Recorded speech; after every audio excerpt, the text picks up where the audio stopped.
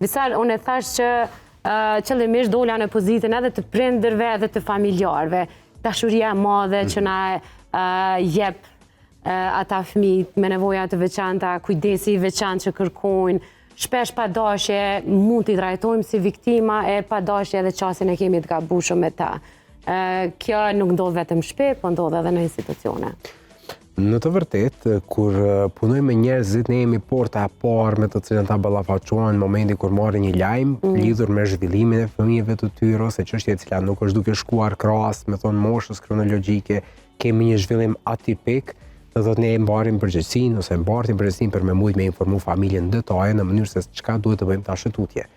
Mirë po, familja po mobilizohet ndoshta, ai ka ato mekanizmat e mohimit derisa të jetë në gjendje për me pranu realitetin dhe pastaj fuqizohet e resurset e fëmijës dhe mobilizohet. Po me kalimin e kohës tani vjen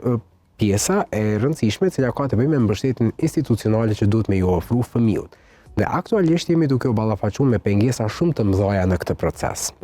E kam përshtypjen që vetëdia kolektive akoma nuk është në nivelin që duhet në mënyrë që komuniteti t'i pranojë këta fëmijë dhe para të kuptoj që qenja një fëmijë me nevoja të veçantë nuk do të thotë që është faji i tyre, e as i familjes së tyre. Do të thotë që një faktor shumë kompleks që ndikojnë te shfaqja e kësaj lloji vështirësie. Çështja ku neve po na prek më së shumti është problemet të cilat ata po ballafaqohen me rastin e vijimit të shkollës fillore.